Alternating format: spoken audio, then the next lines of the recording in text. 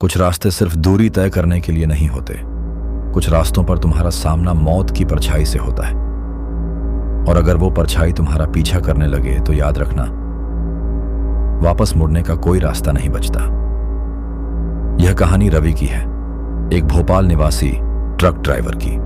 जो एक रात एक फार्म हाउस तक फर्नीचर पहुंचाने निकला था।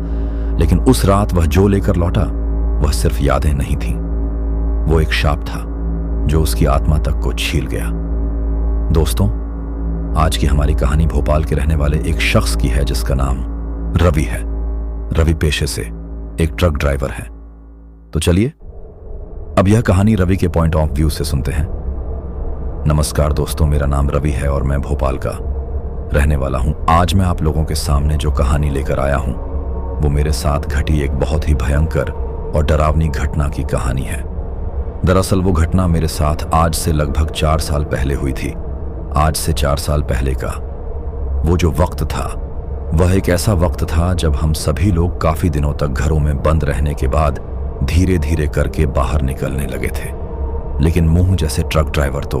उस कोरोना काल के लॉकडाउन वाले टाइम पर भी अपने घरों से निकलकर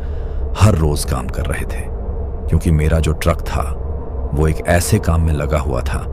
जिस काम में मुझे हर रोज ही ऑक्सीजन से भरे हुए सिलेंडर अलग अलग अस्पतालों तक पहुंचाने पड़ रहे थे, जिसके चलते उस टाइम पर मैं दिन रात ही ट्रक चला रहा था। उस वक्त मुश्किल से मुझे जितना भी सोने का टाइम मिलता था मैं उतने वक्त ही नींद लेता था। उसके बाद जैसे ही मेरे मोबाइल की घंटी बजती थी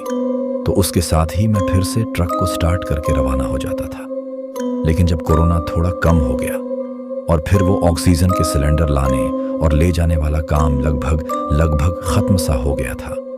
तो उसके बाद मैं फिर से जब लोगों की जिंदगी पटरी पर आने लगी और उनको रोजमर्रा की जिंदगी में काम आने वाली चीजों की जरूरत पड़ने लगी, तो फिर मैंने अपने ट्रक को वापस से उसी अपने पहले वाले काम में लगा लिया था। यानी कि उस कोरोना वाले लॉकडाउन से पहले मैं अपने ट्रक को सब्जी मंडी में चलाया करता था। यानी कि जो बड़ी बड़ी सब्जी की मंडी होती है वहां से मैं छोटे छोटे व्यापारियों के लिए सब्जी लेकर आता था। और उस वक्त मेरे पास कोई बड़ा ट्रक भी नहीं था, बल्कि उस टाइम पर मैं एक छोटा ट्रक ही चलाया करता था। लेकिन क्योंकि उस टाइम पर लॉकडाउन थोड़ा बहुत खुला ही था, इस वजह से मार्केट में चीजों की बिक्री उतनी ज्यादा नहीं हो रही थी जितनी पहले के टाइम पर होती थी। इसी वजह से मुझे हर रोज ही सब्जी मंडी से सब्जियां नहीं लानी पड़ती थी,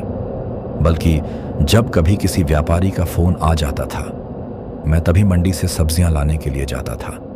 पर ऐसे में बीच में जब एक आध दिन तक मेरा ट्रक घर पर ही खड़ा रहता था तो मुझे उसकी वजह से काफी ज्यादा नुकसान होता था।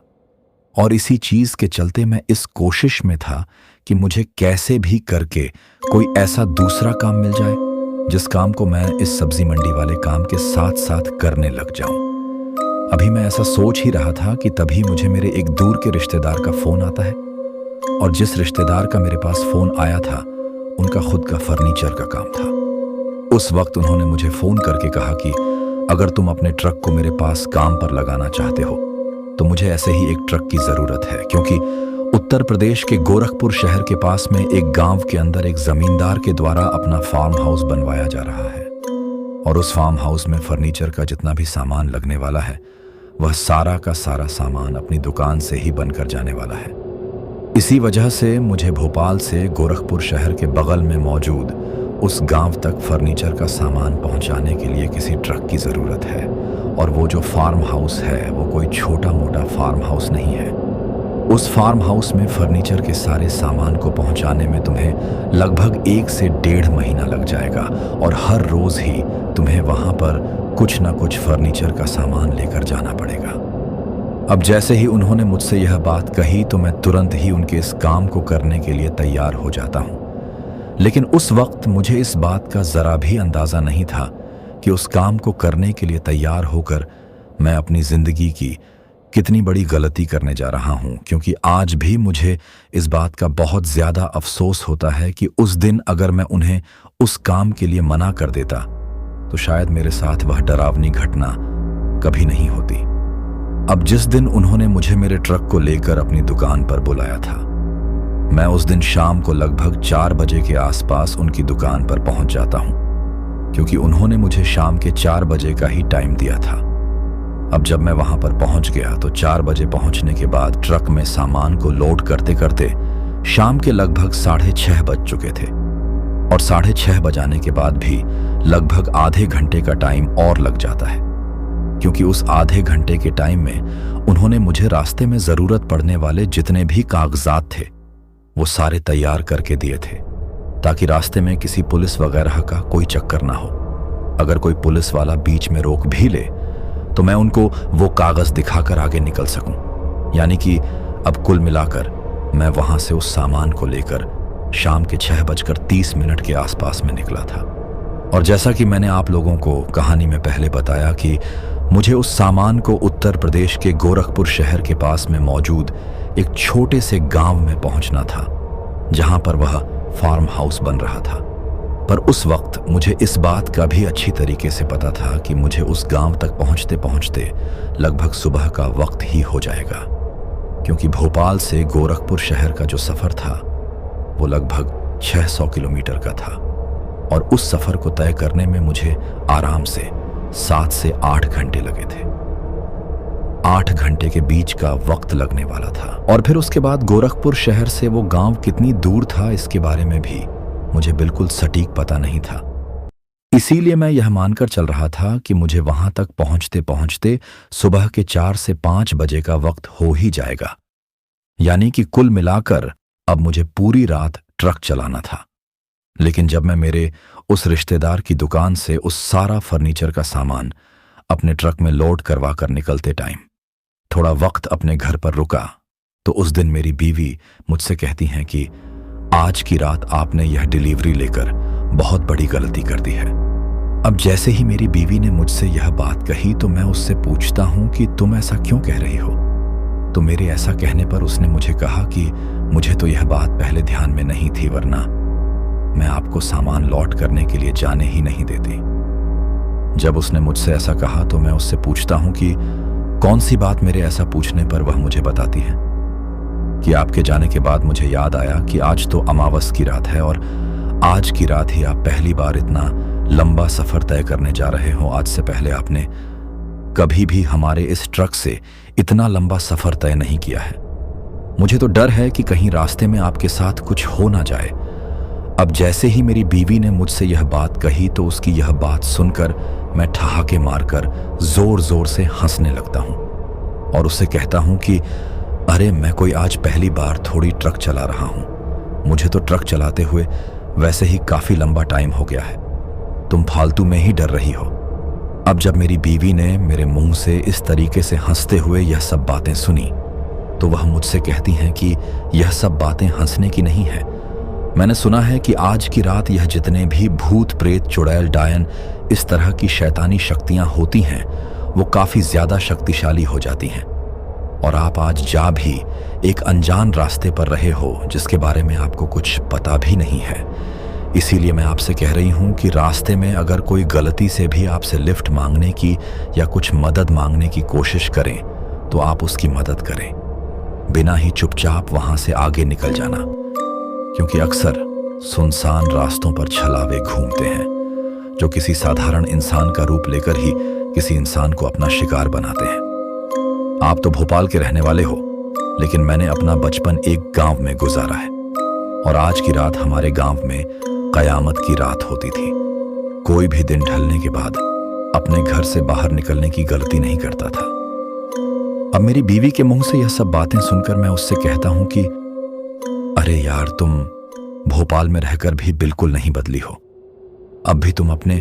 उन्हीं पुराने ख्यालातों में जी रही हो उसे। ऐसा कहकर और उसके हाथ से उसने मेरे लिए जो टिफिन बनाया था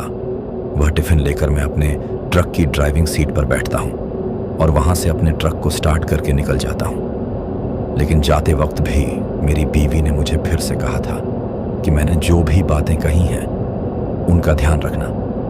लेकिन जब वह मुझसे ऐसी बातें कह रही थी तो मैं लास्ट में थोड़ा उसके ऊपर गुस्सा करते हुए उसे कहता हूं कि हाँ ठीक है ठीक है। उसे ऐसा कहकर मैं गुस्से में थोड़ा अजीब सा मुंह बनाते हुए वहां से निकल जाता हूं, और ऐसा शायद लगभग लगभग सभी लोगों के साथ ही होता होगा कि जो भी इंसान अपनी ज़रूरत से ज़्यादा कद्र करता है उसकी हमारी नज़रों में उतनी कदर नहीं रहती। अब उस दिन मैं अपने घर से वह टिफ़िन लेकर शाम के लगभग 7:30 के आसपास में रवाना हो गया था और अब मैं बिल्कुल नॉन स्टॉप चलने वाला था, क्योंकि रात का जो खाना था वो तो मेरी बीवी ने मुझे टिफ़िन बनाकर दे दिया था। तो ऐसे में मुझे कहीं बीच रास्ते में रुककर किसी ढाबे पर खाना खाने की भी ज़रूरत नहीं थी। यही बात सोचकर मैं अब हाईवे पर चढ़ने के बाद अपने ट्रक को फुल स्पीड में चला रहा था। लेकिन यहाँ पर मैं आप लोगों को बता दूं कि उस वक्त मेरे ट्रक में पीछे की तरफ जो सामान रखा हुआ था उसमें लकड़ी के फर्नीचर के साथ साथ ही कुछ थोड़ा बहुत शीशा भी था, जो कि उस फार्म हाउस में लकड़ी के अंदर लगने के ही काम आने वाला था। यानी कि कुल मिलाकर उस वक्त मेरे ट्रक के अंदर पीछे की तरफ ट्रक के जो दोनों साइड के पलड़े थे उसके बिल्कुल सटाकर ही वह सारी चीज़ें रखी हुई थीं, जिसकी वजह से बीच वाली जो जगह थी वो बिल्कुल खाली थी। और उसी तरह से उस सामान को लेकर अब मैं लगातार नॉन स्टॉप चलता जा रहा था। रात के लगभग 2 से 2 बजे तक मैं करीब करीब गोरखपुर शहर के पास में पहुंचने ही वाला था। अब रात के वक्त वैसे ही हाईवे थोड़े खाली रहते हैं, इसी वजह से मैं फुल स्पीड में चलने के कारण उतने वक्त में वहां तक पहुंच गया था। लेकिन फिर गोरखपुर शहर तक पहुंचते पहुंचते ही मुझे याद आया कि अरे, मेरी बीवी ने मुझे जो खाने का टिफिन दिया था मैंने तो उस खाने को खाया ही नहीं। लेकिन तब तक मैं गोरखपुर शहर में एक ऐसी जगह पर पहुंच गया था जहां पर मैं अपने ट्रक को ज्यादा देर तक रोक नहीं सकता था, क्योंकि वहां पर ट्रैफिक पुलिस वाले खड़े हुए थे और वह लोग मुझे वहां ट्रक नहीं रोकने देते। इसी वजह से मैं सोचता हूं कि थोड़ा दूर आगे शहर से बाहर निकलने के बाद मैं अपना टिफिन खा लूंगा। और उस वक्त मुझे जिस गांव का नाम पता बताया गया था, मैं रास्ते में मिलने वाले लोगों से उस गांव का नाम पता पूछते पूछते हाईवे के बगल में से निकलने वाली एक सड़क पर आगे जाकर एक कच्चे रास्ते पर उतर गया था। और अब वो कच्चा रास्ता बड़े बड़े खेतों के बीच से होकर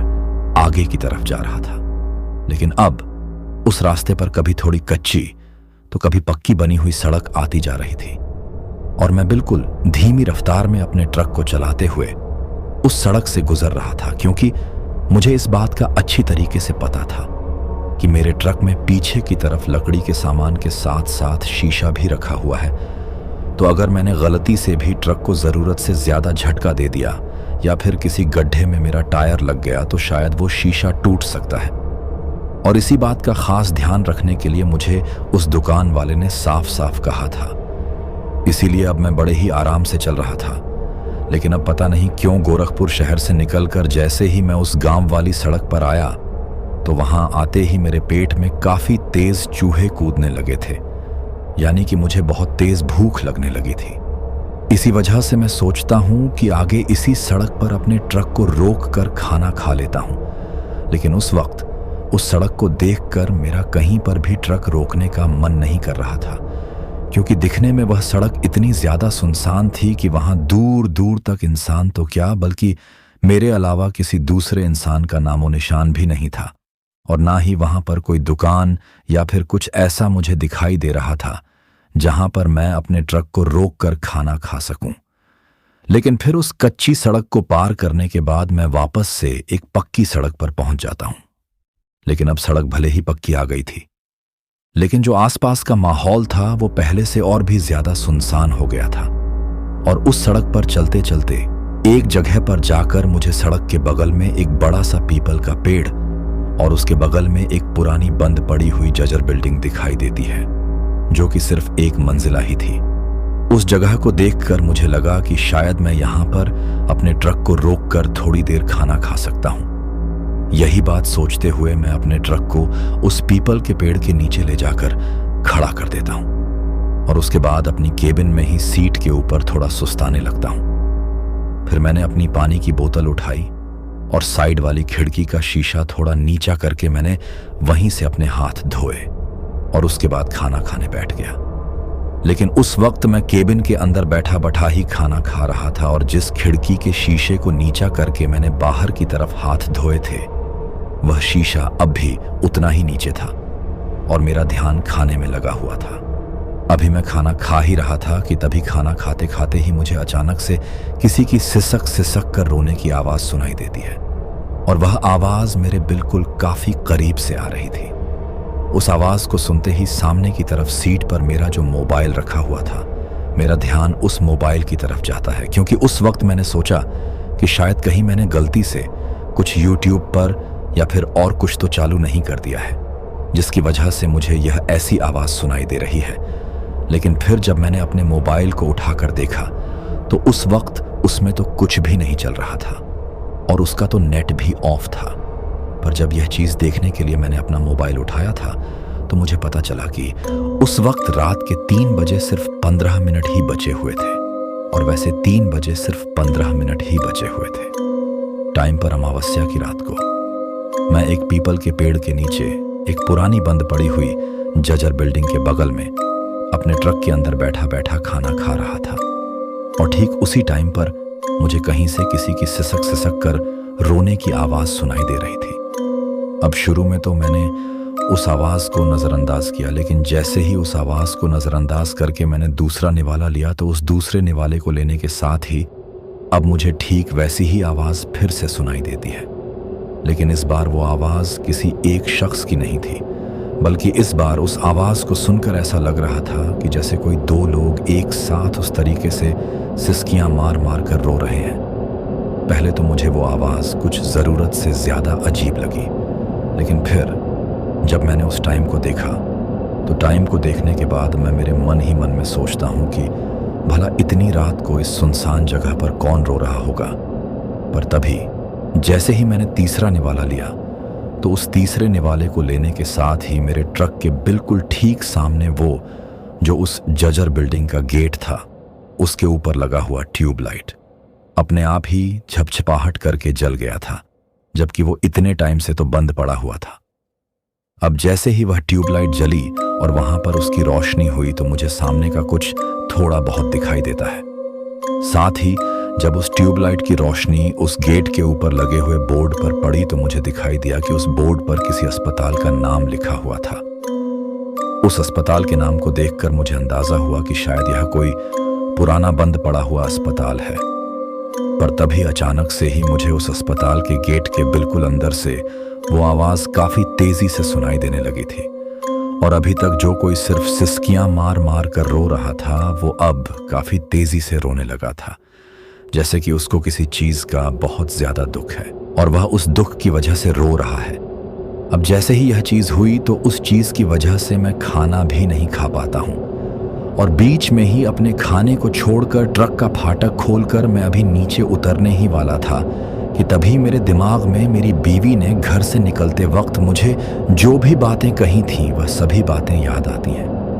और उन बातों की याद आते ही मैं एक बार फिर से अपने ट्रक के फाटक को बंद करके सीट पर बैठा बैठा कुछ सोचने लगता हूं कि कहीं मेरी बीवी ने मुझसे जो कुछ कहा था वैसा ही तो यहां पर कुछ नहीं है। अभी मैं ऐसा सोच ही रहा था कि तभी फिर से वो दर्द भरी हुई कराहते हुए रोने की आवाज मुझे सुनाई देती है, और इस बार उस आवाज को सुनकर मैं सोचता हूं कि अरे यार, यह सब भूत प्रेत कुछ नहीं होता है। हो सकता है सच में ही यहां पर किसी को मदद की जरूरत हो, और इतनी रात को कोई उसकी मदद करने वाला ना हो तो एक बार नीचे उतरकर देखने में क्या जाता है। यही बात सोचते हुए मैं फाटक खोलकर मेरे ट्रक से नीचे उतरता हूं। उस वक्त जब मैं अपने ट्रक से नीचे उतरा था तो मैंने मेरा खाना भी सीट पर बिल्कुल वैसे बीच में ही छोड़ दिया था, और नीचे उतरने के बाद मैंने अपने मोबाइल की फ्लैशलाइट चालू कर ली थी। अब मैं उस फ्लैशलाइट के सहारे ही अपने ट्रक से उस अस्पताल के गेट की तरफ जाने लगा था। उस वक्त उस अस्पताल के गेट के और मेरे ट्रक के बीच में मुश्किल से 10 से 12 कदमों का ही फासला होगा, लेकिन जैसे ही मैं अपने ट्रक केबिन से उतरकर आगे की तरफ चलने लगा तो मुझे नीचे की तरफ से उस पीपल के पेड़ के पत्तों के टूटने की आवाज सुनाई देती है, क्योंकि उस वक्त वहां पर नीचे की तरफ काफी सारे पीपल के टूटे हुए पत्ते पड़े थे, और मैं उन्हीं पत्तों के ऊपर चलता जा रहा था। लेकिन जब मैं उन पत्तों के ऊपर से होकर जा रहा था तो आसपास के इलाके में फैले हुए सन्नाटे को उन पत्तों के टूटने की आवाज चीरती जा रही थी। पर तभी मुश्किल से 10 से 12 कदम चलते ही मैं उस अस्पताल के गेट के बिल्कुल ठीक सामने पहुंच जाता हूं। अब जैसे ही मैं उस गेट के सामने पहुंचता हूं तो मेरे वहां पहुंचते ही वह जो ट्यूबलाइट थी वो फिर से अजीब तरीके से झपझपाहट करने लगती है और लगभग 10 से 15 सेकंड तक झपझप करने के बाद वो बंद हो जाती है। अब जैसे ही वह ट्यूबलाइट बंद हुई और वहां पर बिल्कुल पूरी तरीके से अंधेरा पसरा तो मुझे मन ही मन में थोड़ा हल्का हल्का डर लगने लगता है और मेरी सांसें धीरे धीरे तेज होने लगी थी, क्योंकि मैं शुरू से ही एक बीपी का पेशेंट था और जब कभी भी मैं किसी चीज को जरूरत से ज्यादा सोच लेता था या फिर मुझे अपनी आंखों के सामने कुछ ऐसा दिखाई दे जाता था जो मेरे लिए नॉर्मल नहीं होता था, तो फिर धीरे धीरे अपने आप ही मेरा ब्लड प्रेशर बढ़ने लगता था, जिसकी वजह से मैं जोर जोर से सांसें लेने करने लगता था। अब ठीक वैसी ही हालत उस वक्त भी हो गई थी, क्योंकि उस वक्त मेरी आंखों के सामने एक पुरानी जर्जर पड़ी हुई बिल्डिंग थी जिसका हर एक हिस्सा पूरी तरीके से डैमेज हो चुका था। लेकिन उस गेट के बाहर सड़क के ऊपर खड़े खड़े ही देखने पर मुझे दिखाई देता है कि सामने की तरफ जो अंदर वाला गेट था और उस गेट के बगल में जो पर्ची काटने वाली खिड़की थी, उस खिड़की के अंदर अब भी लाइट जली हुई थी, जैसे कि कोई वहां पर आज भी मरीज की पर्ची काटने के लिए मौजूद हो। इसके साथ ही उस अस्पताल का जो अंदर वाला गेट था उसके ऊपर एक बड़ा सा लोहे का शटर वाला गेट लगा हुआ था, यानी कि ऐसा शटर जिसके अंदर से अपन आर पार देख सकते हैं। तो अब मुझे उस बंद पड़े हुए शटर के अंदर से ही उस अस्पताल के गलियारे में से एक तरफ से दूसरी तरफ एक डॉक्टर की तरह का ही कोई सफेद कुर्ता पहना हुआ एक व्हील चेयर को धक्का देते हुए एक तरफ से दूसरी तरफ जाता हुआ दिखाई देता है। और उस वक्त उस व्हील चेयर के ऊपर कोई बैठा हुआ भी था जिसका चेहरा पूरी तरीके से एक सफेद कपड़े से ढका हुआ था। उस चीज को देखकर मैं मेरे मन ही मन में वहां पर खड़ा खड़ा सोचता हूं कि जब इस अस्पताल में डॉक्टर और मरीज हैं तो फिर इसकी हालत इतनी ज्यादा खस्ता क्यों हो रखी है, कोई इसकी मरम्मत क्यों नहीं करवाता। इसके अलावा वहां पर उस पीपल के जो सूखे हुए पत्ते थे वो चारों तरफ काफी ज्यादा फैले हुए थे। उन सब चीजों को देखकर ऐसा लग रहा था कि जैसे यहां पर पिछले कई सालों से किसी ने झाड़ू ही ना लगाई हो। पर उस वक्त मुझे तो अपनी आंखों के सामने उस अस्पताल के अंदर पर्ची काटने वाली खिड़की की लाइट भी जलती हुई दिखाई दे रही थी, साथ ही डॉक्टर और मरीज भी दिखाई दे रहे थे। और अभी यह सब चीजें देखते देखते ही जिस तरफ वह डॉक्टर उस मरीज को उस व्हील चेयर के ऊपर लेकर गया था, उसी तरफ एक नर्स भी अपने हाथ में कुछ सामान लेकर जाती हुई मुझे दिखाई देती है। अभी वह नर्स मुझे अपनी आंखों के सामने उस गलियारे से एक तरफ से दूसरी तरफ जाती हुई दिखाई दे ही रही थी कि तभी चलते चलते ही उस नर्स के कदम रुक जाते हैं और वह वहां पर रुककर अपनी गर्दन को घुमाकर मेरी तरफ देखती है। लेकिन जिस वक्त वह अपनी गर्दन को घुमाकर मेरी तरफ देखती है उस वक्त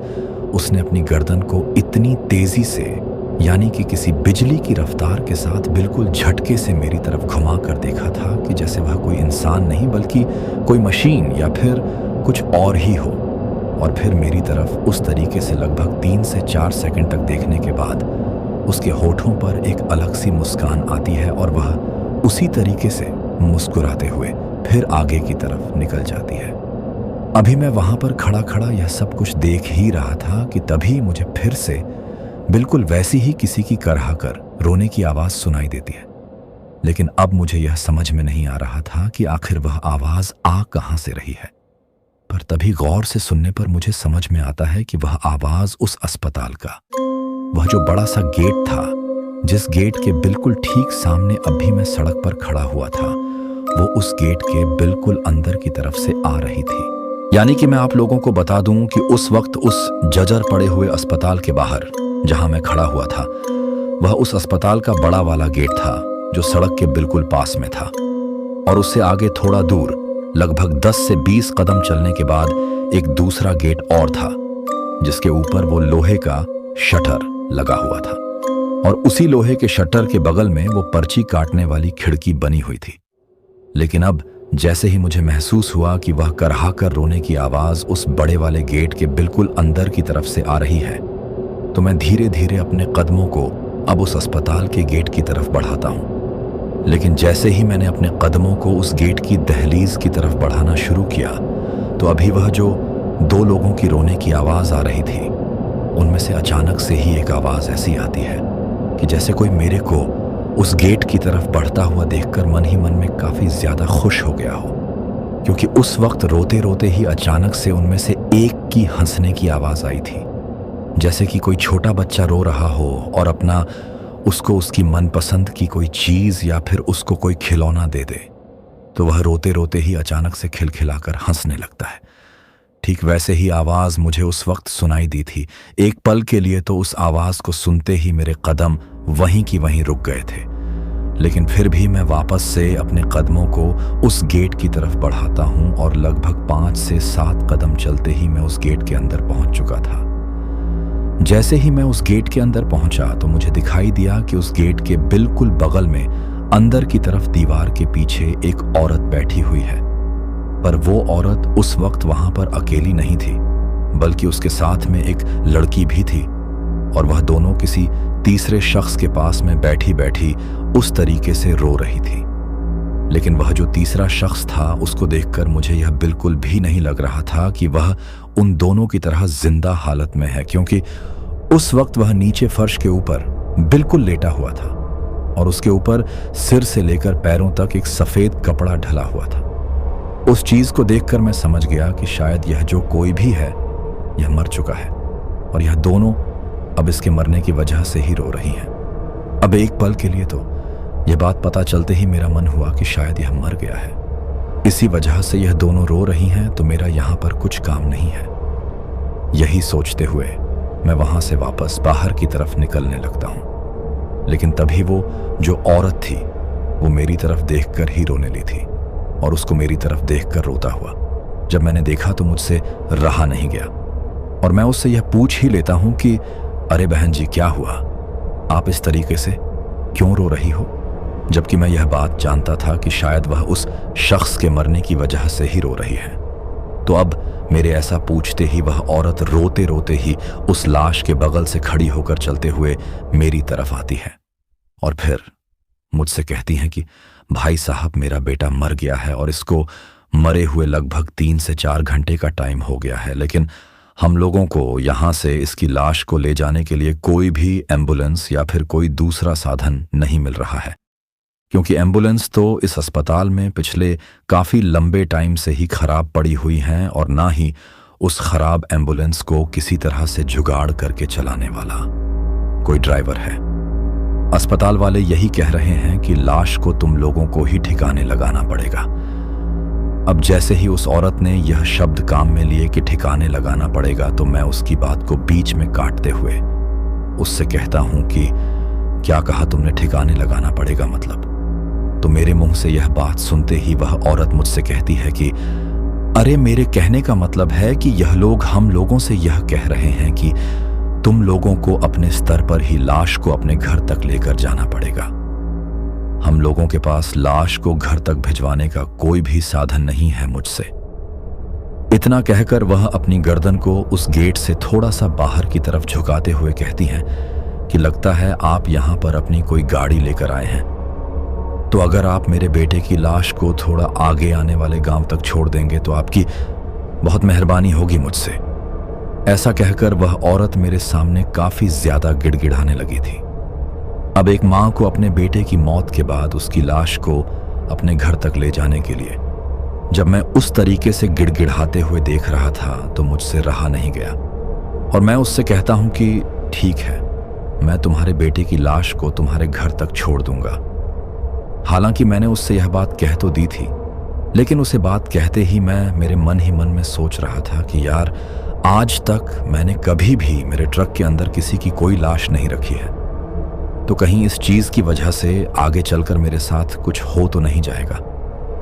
अब यह सब बातें मैं इस वजह से सोच रहा था क्योंकि मुझे बीच बीच में मेरी बीवी की कही हुई बातें याद आ जाती थी, लेकिन फिर से मेरा खुद का मन मेरी बीवी की कही हुई बातों के ऊपर हावी हो जाता था और मैं सोच लेता था कि अरे यार, ऐसा कुछ नहीं होगा, बेचारी कितने टाइम से यहाँ पर बैठी बैठी रो रही है, तो उसको मदद की जरूरत है, अपन मदद कर देते हैं। हो सकता है कभी अपने साथ भी कहीं रास्ते में कुछ गड़बड़ हो जाए। तो आज अगर अपन इन लोगों की मदद करेंगे तो कल को भगवान वहां पर अपनी मदद के लिए भी जरूर किसी ना किसी को भेजेगा। यही बात सोचते हुए मैं उस औरत से कहता हूं कि तुम जल्दी करो, मैं ज्यादा देर तक यहां पर नहीं रुक सकता क्योंकि मुझे आगे सामान पहुंचाना है। अब जैसे ही मैंने यह बात कही तो वह दोनों उस लड़के की लाश को उठाने की कोशिश करती हैं, लेकिन एक तरफ से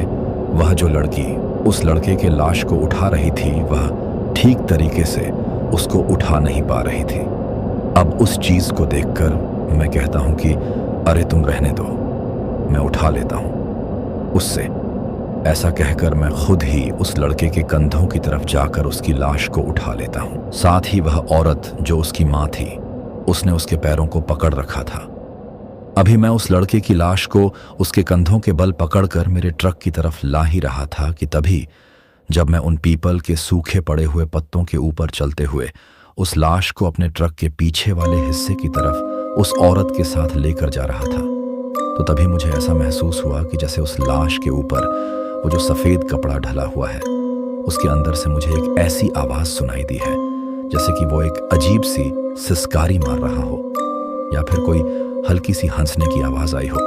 अभी मुझे वह आवाज़ आई ही थी कि तभी पीछे की तरफ से उस औरत ने उसके पैरों को जहाँ से पकड़ रखा था वह वहाँ से उसको छोड़ देती है, जिसकी वजह से वह लाश बीच में ही लटक गई थी। लेकिन तभी वह फिर से किसी तरीके से कोशिश करते हुए उसको वापस उठा लेती है। पर इस चीज की वजह से मेरा उस बात के ऊपर से ध्यान हट गया था कि अभी मुझे इस लाश के अंदर से हंसने की या फिर किसी तरीके की हल्की सी शिकारी मारने की आवाज सुनाई दी है। अब मैं उस लाश को पीछे की तरफ मेरे ट्रक में बीच में जो थोड़ी बहुत जगह थी वहां पर रखवा देता हूं। वहां पर उस लाश को रखवाने के बाद मैं कहता हूं कि आप दोनों आगे आकर मेरे साथ केबिन में बैठ जाओ। तो मेरे ऐसा कहते ही वो औरत मुझसे कहती है कि नहीं, तुम ऐसा करो कि तुम मेरी बेटी को अपने साथ केबिन में बिठा लो, मैं पीछे की तरफ अपने बेटे की लाश के साथ ही बैठूंगी। अब जैसे ही उस औरत ने मुझसे यह बात कही तो मैं उसे कहता हूं कि ठीक है, आप पीछे की तरफ बैठ जाओ उसे। ऐसा कहने के बाद मैं उस लड़की को आगे की तरफ बैठाने के लिए जैसे ही मेरे केबिन की तरफ गया तो मुझे दिखाई दिया कि वहां पर वह लड़की कहीं है ही नहीं। पहले तो मुझे लगा कि यही कहीं अगल बगल में ही होगी। यही बात सोचकर मैं तो ड्राइविंग साइड से फाटक खोलकर केबिन के अंदर बैठ जाता हूं और इससे पहले कि वह लड़की मेरे केबिन में आकर बैठती, मैंने वहां पर अपना जो खाने का टिफिन खोल रखा था, मैं उस टिफिन को वापस से बंद करके आगे डैशबोर्ड के ऊपर रख देता हूं और उसके बाद ड्राइविंग सीट पर बैठा बैठा उस लड़की के आने का इंतजार करने लगता हूं। लेकिन तभी मुझे दिखाई देता है कि वह लड़की अब उस अस्पताल के गेट पर खड़ी खड़ी लगातार एक तक मेरी तरफ ही देख रही थी। अब जब मैंने उस लड़की को वहां पर खड़े खड़े उस तरीके से मेरी तरफ देखते हुए देखा तो मैं थोड़ा सा अपनी खिड़की के शीशे को नीचा करके बाहर की तरफ गर्दन निकालकर जोर से आवाज लगाते हुए उससे कहता हूं कि अरे तुम वहां पर क्या कर रही हो, जल्दी से केबिन में आकर बैठो, मुझे आगे भी जाना है। अब जैसे ही मैंने उस लड़की से यह बात कही तो वह लड़की धीरे धीरे चलते हुए मेरे ट्रक केबिन की तरफ आने लगी थी। लेकिन जिस वक्त वह धीरे धीरे चलते हुए मेरे ट्रक केबिन की तरफ आ रही थी उस वक्त वह लगातार एक तक मेरी तरफ ही देख रही थी और जब वह उस तरीके से घूरते हुए मेरी तरफ देख रही थी तो वह मुझे बहुत ही ज्यादा अजीब लग रही थी। उसको देखकर ऐसा लग रहा था कि जैसे वह कोई नॉर्मल लड़की नहीं बल्कि कुछ अजीब ही है। लेकिन फिर भी मैं उन सब बातों के ऊपर उतना ध्यान नहीं देता हूं और जैसे ही वह लड़की मेरे ट्रक के केबिन का फाटक खोलकर उसके अंदर आकर बैठती है तो मैं उसके बाद अपने ट्रक को स्टार्ट करके वहां से निकलने की कोशिश करता हूं। लेकिन जैसे ही वह लड़की मेरे ट्रक के केबिन के अंदर आकर बैठी और उसके बाद मैंने चाबी घुमाकर ट्रक को स्टार्ट करने की कोशिश की तो मेरा ट्रक स्टार्ट ही नहीं होता है। मैं बार बार चाबी को घुमा रहा था लेकिन ट्रक हर बार ही एक अजीब सी स्टार्ट होने की जैसी आवाज करके बंद हो रहा था, जबकि ऐसा आज से पहले कभी हुआ नहीं था। जब वह चीज हुई तो मैं मन ही मन में बार बार चाबी घुमाते हुए सोचता हूं कि बड़ी ही अजीब बात है। अभी कुछ दिनों पहले ही तो इसकी बैटरी चेंज करवाई थी, तो फिर इतना जल्दी बैटरी दिक्कत कैसे करने लग गई। अभी मैं ऐसा सोच ही रहा था कि तभी वह लड़की मेरी तरफ देखकर हंसते हुए कहती है कि क्या हुआ, ट्रक स्टार्ट नहीं हो रहा ना, यह होगा भी नहीं मुझसे। यह बात कहकर वो लड़की वहां पर अजीब तरीके से हल्की सी मुस्कुराहट के साथ हंसने लगी थी। उसके अंदर से अलग से ठिठकियां निकल रही थीं, जैसे कि वह जोर जोर से हंसना तो चाहती हो, लेकिन शायद किसी चीज की वजह से उसने अपनी हंसी रोक रखी हो। पर उस चीज को देखकर मैं सोचता हूं कि बड़ी ही अजीब लड़की है पीछे की तरफ। इसकी मां के साथ इसके भाई की लाश पड़ी हुई है और ये यहां पर इस तरीके से ट्रक स्टार्ट ना होने की वजह से हंस रही है। अभी यह सब चीजें हो ही रही थीं कि तभी मेरे फोन में एक अजीब सी टीन की आवाज आती है, और वह जो टीन की आवाज थी वह किसी और चीज की नहीं बल्कि मैसेज की आवाज थी। वह मैसेज किसी और का नहीं बल्कि मेरी बीवी का था, जिसमें उसने लिख रखा था कि पहुंच गए क्या। आज पता नहीं मेरा मन बहुत ज्यादा बेचैन हो रहा है। ऐसा लग रहा है कि जैसे कुछ बहुत गलत होने वाला है। पूरी रात हो गई, लेकिन मुझे एक पल के लिए भी नींद नहीं आ रही। अब जैसे ही मैंने मेरी बीवी का वो इतना लंबा मैसेज देखा,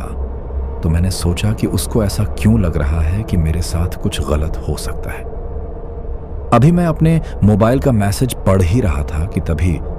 उस मैसेज को पढ़ते पढ़ते ही अचानक से मेरी नजर नीचे की तरफ जाती है, और जैसे ही मेरी नजर नीचे की तरफ जाती है तो मुझे उस लड़की के पैर दिखाई देते हैं। जब मैंने उन पैरों को देखा तो बस मैं उसके पैरों को देखता ही रह गया। अब यहां पर मेरी यह बात सुनकर आप लोग सोच रहे होंगे कि शायद उस वक्त मुझे उस लड़की के जो पैर थे वह उल्टे दिखाई दिए थे, जिसकी वजह से मुझे यह समझ में आ गया था कि शायद वह कोई चुड़ैल है, पर ऐसा बिल्कुल भी नहीं है। उस लड़की के पैर बिल्कुल साधारण इंसान की तरह सामने की तरफ ही थे, पर उस वक्त उसके जो पैर थे वो पूरी तरीके से सफेद थे, यानी कि जहां तक के भी उसके नीचे के पैर मुझे दिखाई दे रहे थे, वो पूरे के पूरे पैर बिल्कुल इस तरीके के थे जैसे कि वहां पर उसके शरीर के अंदर खून की एक बूंद भी ना हो, क्योंकि जब इंसान के शरीर के अंदर से पूरा का पूरा खून खाली हो जाता है तो शायद इस वजह से उसका शरीर उस तरीके से अपने आप ही सफ़ेद पड़ने लगता है। लेकिन उस वक्त उन सफ़ेद पैरों के साथ साथ मुझे उसके अंदर पैरों की जो नसें थीं वह काली काली नसें पूरी की पूरी ऐसी की ऐसी ही दिखाई दे रही थीं। अब उसके उन अजीब से सफ़ेद पैरों को देखकर मुझे काफ़ी ज़्यादा अजीब सा लगता है, और मैं मेरे मन ही मन में सोचता हूँ कि बड़ी ही ताज्जुब की बात है। आज से पहले तो मैंने किसी के भी पैरों को इस तरीके का नहीं देखा था, लेकिन फिर मैं मेरे मन में यह भी सोच लेता हूं कि शायद इसको भी कुछ ना कुछ बीमारी होगी। यही बात सोचकर मैं अपने फोन को साइड में रखता हूं और एक बार फिर से अपने ट्रक को चाबी घुमाकर स्टार्ट करने की कोशिश करता हूं, और इस बार की कोशिश में मेरा ट्रक स्टार्ट हो गया था। अब जैसे ही ट्रक स्टार्ट हुआ तो फिर उसके बाद मैं अपने ट्रक को वहां से रवाना कर लेता हूं, लेकिन उस अस्पताल से थोड़ा सा आगे की तरफ निकलते ही सड़क इतनी ज्यादा उबड़ खाबड़ आ गई थी कि मैं अपने ट्रक को मुश्किल से 5 से 7 की स्पीड में ही चला पा रहा था। उस वक्त वो लड़की मेरे बगल में बैठी हुई थी, लेकिन वहां से निकलते ही वह लड़की अपने नाक को थोड़ा सा अजीब तरीके से ऊपर की तरफ चढ़ाकर सांस लेने लगी थी। जैसे ही वह उस तरीके से बार बार सांस लेने लगी तो इससे पहले कि मैं उससे कुछ पूछ पाता, वह खुद ही मुझसे पूछ लेती हैं कि क्या तुम्हारे ट्रक के अंदर कुछ खाने की चीज रखी हुई है, कुछ मीठे का सामान है। अब जैसे ही उस लड़की ने मुझसे यह पूछा तो हाँ, मेरे पास खाने का टिफिन रखा हुआ है, अगर तुम्हें भूख लग रही है तो तुम थोड़ा बहुत खा सकती हो, ऐसा मैं उससे कहता। उससे पहले ही उस लड़की की खुद की नजर मेरे टिफिन की तरफ चली जाती है, और उस टिफिन को देखते ही वह मुझसे बिना पूछे ही मेरे टिफिन को उठाकर इतनी तेजी से उस टिफिन को खोलने लगती है कि जैसे वह पिछले कई सालों से भूखी हो और उसको कुछ खाने के लिए मिला ही ना हो, खासतौर पर कुछ मीठा, क्योंकि उस वक्त मेरे टिफिन के अंदर मेरी बीवी ने मेरे लिए खीर बनाकर डाली थी और उस खीर की वजह से ही शायद उसको उस तरीके की वो खुशबू आ रही थी। लेकिन अब जब उस लड़की ने खुद से ही मेरे टिफिन को उठा लिया था और वह उसको खोलकर खाने लगी तो मैंने उसको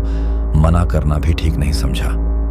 अब एक तरफ मैं उस टूटी फूटी सड़क के ऊपर 5 से 7 वाली स्पीड में ट्रक चला रहा था और दूसरी तरफ वो लड़की लपकल पक कर किसी भूखे भेड़िया की तरह मेरे टिफिन में मौजूद खाने को खा रही थी। और पीछे की तरफ वो जो औरत थी वो अपने बेटे की लाश के साथ बैठी हुई थी। लेकिन यहाँ पर मैं आप लोगों को बता दूं कि उस वक्त मेरे पास जो ट्रक था, उस ट्रक में केबिन के और पीछे वाले हिस्से के बीच में एक खिड़की के जैसा कुछ बना हुआ था, जिसके ऊपर एक पारदर्शी कांच लगा हुआ था, जिस कांच के अंदर से पीछे वाला इंसान आगे का सब कुछ देख सकता था और केबिन में बैठा हुआ इंसान पीछे का सब कुछ देख सकता था। लेकिन शायद उस वक्त वहां पर उस ट्रक के अंदर इंसान तो सिर्फ एक ही था और वह था मैं। बाकी का क्या था इसका, उस वक्त तक मुझे कुछ भी पता नहीं था और ना ही मुझे यह पता था कि इस ट्रक में इस वक्त सिर्फ मैं एक अकेला ही इंसान हूं। बाकी का जो कुछ भी है वह इंसानों की दुनिया से कोसों दूर है। और इस बात का एहसास मुझे तब हुआ जब उस अस्पताल से लगभग 1 से कोड़ कीमी की दूरी तक उसी 5 से 7 वाली स्पीड में धीरे धीरे हिलते ढुलते अपने ट्रक को चलाने के बाद जैसे ही चलते चलते सामने वाले मिरर से मेरी नज़र पीछे की खिड़की से होते हुए उस वक्त मेरे ट्रक में पीछे की तरफ जो कुछ भी हो रहा था उसके ऊपर जाती है। और जैसे ही मैं पीछे की तरफ देखता हूं तो पीछे की तरफ जो कुछ भी हो रहा था उसको देखकर मेरी हालत खराब हो गई थी,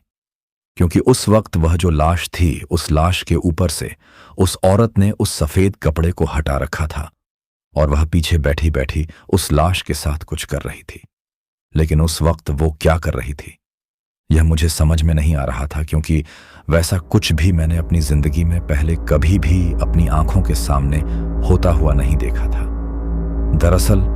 जैसे ही उस शीशे के अंदर से मुझे पीछे की खिड़की से होते हुए पीछे का दिखाई देने लगा तो मैं देखता हूं कि उस वक्त उस औरत के हाथों में 2 बड़ी बड़ी हड्डियां हैं और वह उन हड्डियों को हवा में ऊपर की तरफ उठाते हुए कुछ कर रही थी। लेकिन उस वक्त उन दोनों हड्डियों के बीच में एक नींबू के जैसा कुछ था, पर वो नींबू उन दोनों हड्डियों से बिल्कुल भी टच नहीं हो रखा था, बल्कि वह खुद से ही हवा में अपने आप ही ऊपर उठा हुआ था। वह दोनों हड्डियां जिस तरफ भी हिल रही थीं, वह नींबू भी उसी तरफ गोल गोल घूम रहा था। इसके साथ ही मैंने एक गड्ढे में टायर लगने पर थोड़ा झटका लगने के जैसा नाटक करते हुए जब अपनी गर्दन को हल्का सा नीचे की तरफ झुकाकर उस औरत के चेहरे की तरफ देखा तो उस औरत के चेहरे को देखते ही मेरी वहीं की वहीं फटकर विचित्र हो गई थी, क्योंकि 10 सेकंड के लिए जैसे ही मेरी नजर उस शीशे में उस औरत के चेहरे के ऊपर पड़ी तो उस औरत के चेहरे को देखते ही मेरे होश उड़ गए थे। उस वक्त उस औरत का जो चेहरा था, उस चेहरे की चमड़ी पूरी तरीके से गायब थी और उसके ऊपर एक सूखा हुआ मांस था, जिसके ऊपर से खून की टपकती हुई बूंदें लगातार उसके गले से बहकर नीचे की तरफ जा रही थीं। और इसके अलावा उसके हाथ की जो उंगलियां थीं, उनके ऊपर काफी लंबे लंबे नाखून थे जो कि उन हड्डियों के अंदर पूरी तरीके से ढंसे हुए थे। अभी मैं नजरें चुराकर पीछे की तरफ देख ही रहा था कि तभी मेरे बगल में बैठी हुई वह लड़की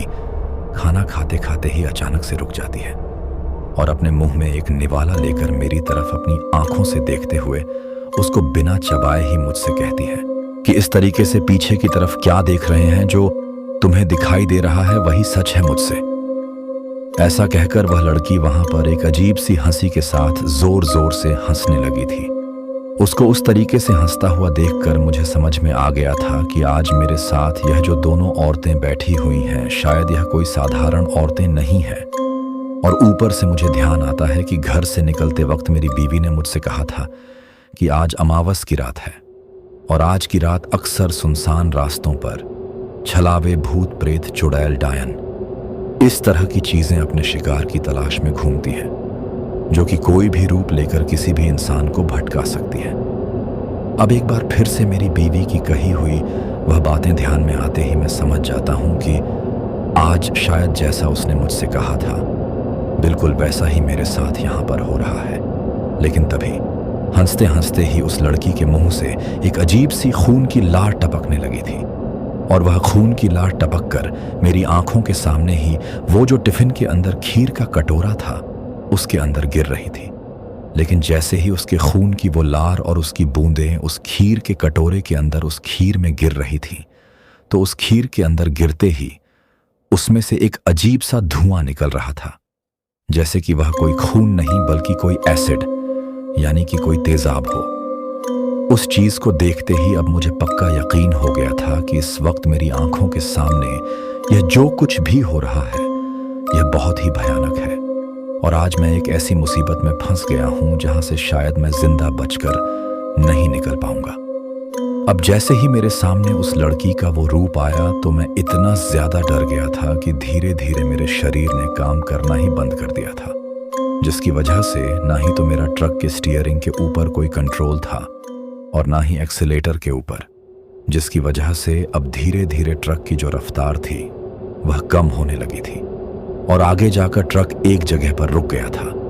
पर जैसे ही ट्रक उस जगह के ऊपर रुका तो मुझे पीछे की तरफ से उस औरत की जोर जोर से अजीब अजीब तरह के मंत्रों के बोलने की आवाज सुनाई देने लगी थी।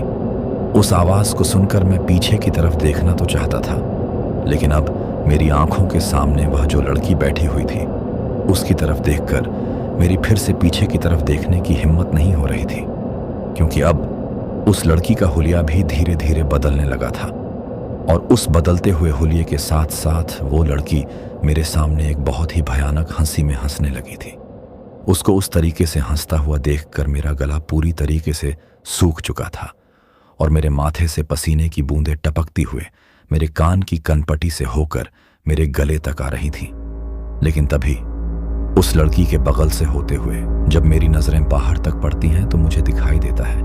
कि उस वक्त मैं एक ऐसी जगह पर पहुंच चुका हूं जहां पर सड़क के बगल में एक श्मशान घाट है, और उस वक्त मेरा वो जो ट्रक था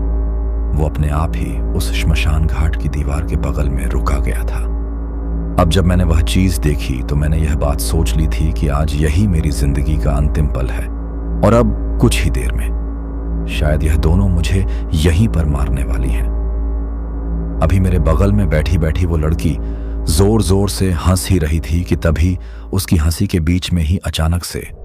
हनुमान चालीसा की आवाज गूंज उठती है, और वो हनुमान चालीसा की आवाज कहीं और से नहीं बल्कि मेरे फोन के अंदर से ही आ रही थी, क्योंकि उस वक्त मेरे फोन के ऊपर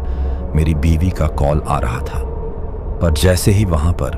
वो हनुमान चालीसा की आवाज गूंजने लगी तो अचानक से ही वह जो लड़की मेरे ट्रक केबिन के अंदर बैठी हुई थी वो अपने दोनों कानों के ऊपर अपने हाथ रखकर जोर जोर से कराने लगी थी और मेरी तरफ अपनी आंखों को फाड़ फाड़ कर देखते हुए अपनी गर्दन को नामे हिलाने लगी थी। अब मेरी बीवी के फोन को आता हुआ देखकर मैं उसको उठाना तो चाहता था,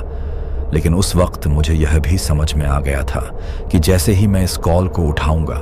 तो कॉल को उठाते ही यह जो हनुमान चालीसा की आवाज गूंज रही है यह आवाज आना बंद हो जाएगी,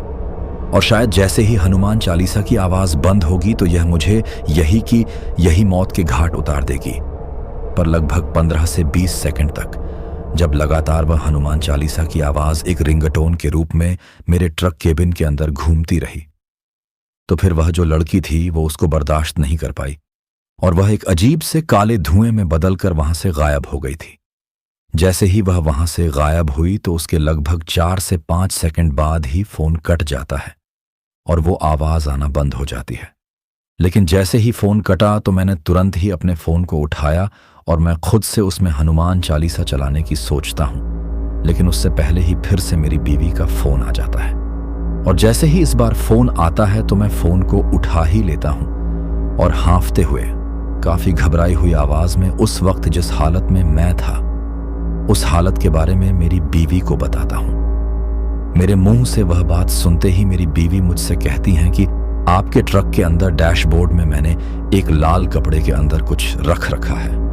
आप जल्दी से उसको निकालो और अपने ट्रक केबिन के अंदर चारों तरफ बिखर दो। अब जैसे ही उसने मुझसे यह बात कही तो मैं थोड़ा झुककर बगल वाली सीट के सामने जो डैशबोर्ड था उसको खोलता हूं और उसमें से वह लाल कपड़े की छोटी सी पोटली निकालता हूं। जब मैंने उस पोटली को खोलकर देखा तो मुझे दिखाई दिया कि उसमें थोड़े बहुत गेहूं के दाने और कुछ राख के जैसा था। जब मैंने उस चीज को देखा तो उसको देखते ही जैसा मेरी बीवी मुझे फोन पर बता रही थी मैं उसको तुरंत अपने ट्रक केबिन में चारों तरफ बिखेर देता हूं। लेकिन अब केबिन में से तो वो लड़की गायब हो गई थी, पर पीछे की तरफ वह जो औरत थी वह अब भी अपनी उन सब चीजों के साथ साथ उस लाश को एक बड़े से चक्कू से पूरा सिर से लेकर पैरों तक बीच में से फाड़ चुकी थी। और उस लाश को बीच में से फाड़ने के बाद वो उसके अंदर कुछ चीजें इस तरीके से डाल रही थी जैसे अपन किसी बैग के अंदर अपने कपड़े डालते हैं। जब मैंने वो चीज देखी तो मैं हल्का सा मेरे केबिन के और पीछे की तरफ के बीच में वो जो खिड़की थी उस खिड़की के कांच को खिसकाता हूं और उसमें से ही वह गेहूं के दाने और वह जो कुछ भी था उसको पीछे की तरफ फेंक देता हूं। जैसे ही मैंने वो चीज पीछे की तरफ फेंकी तो उस लड़की की तरह वो औरत तो वहां से काले धुएं में बदलकर गायब नहीं होती है, लेकिन उन गेहूंों के दानों के पीछे की तरफ फेंकते ही वो वहां पर अजीब तरीके से जोर जोर से करहाकर रोने लगी थी। उस वक्त उसकी वो चीख आसपास के पूरे इलाके में गूंज गई थी, लेकिन उन गेहूं के दानों के उस लाश के ऊपर गिरते ही वह लाश वहां से गायब हो गई थी और अपने आप ही मेरे ट्रक के अंदर जहां पर वो लाश रखी हुई थी वहां पर छोटी छोटी आग की लपटें उठने लगी थी। और तभी देखते ही देखते वो औरत भी मेरे ट्रक केबिन से नीचे उतरकर दौड़ते हुए पीछे की तरफ अंधेरे में पता नहीं कहां गायब हो गई थी। लेकिन जब यह चीज करते ही मैंने फिर से सामने की तरफ देखा तो अब मुझे दिखाई दिया कि वह जो लड़की मेरे ट्रक केबिन के अंदर से काले धुएं में बदलकर गायब हुई थी अब वह बिल्कुल मेरे सामने मेरे ट्रक के बिल्कुल 5 से 10 कदम की दूरी पर ही खड़ी हुई है। और अब उसका जो चेहरा है वह इतना ज्यादा डरावना हो चुका है कि उस वक्त उसके चेहरे को देखते ही मेरी हालत खराब हो गई थी। लेकिन तभी मेरी बीवी मुझसे कहती है कि वो कोई जिंदा इंसान नहीं है और वो अब तुम्हारा कुछ नहीं बिगाड़ सकती। तुम ऐसा करो कि ट्रक को चलाओ और उसके ऊपर से चढ़ाते हुए ही आगे की तरफ निकल जाओ। अब जब मेरी बीवी ने मुझसे ऐसा कहा तो मैं बिल्कुल वैसा ही करता हूं। लेकिन फिर लगभग 4 से 5 किलोमीटर का सफर और तय करने के बाद जब मैं उस फार्म हाउस पर पहुंचता हूं और वहां पहुंचने के बाद जब मैंने वहां के लोगों को मेरे साथ जो कुछ भी हुआ था उसके बारे में बताया तो वह लोग मुझसे कहते हैं कि शायद तुम बहुत गलत टाइम में आए थे। इसी वजह से उस अस्पताल के बगल से गुजरते वक्त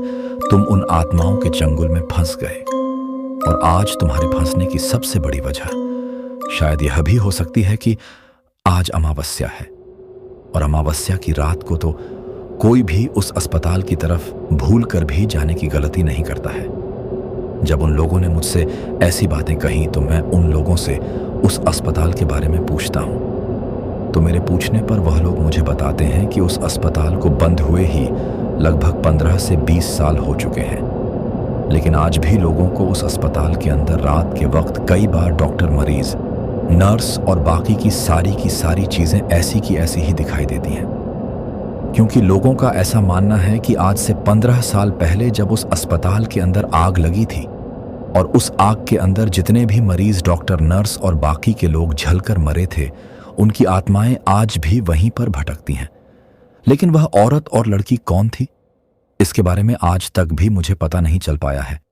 क्या वह औरत उस अस्पताल के अंदर जलकर मरी हुई कोई भटकती हुई आत्मा थी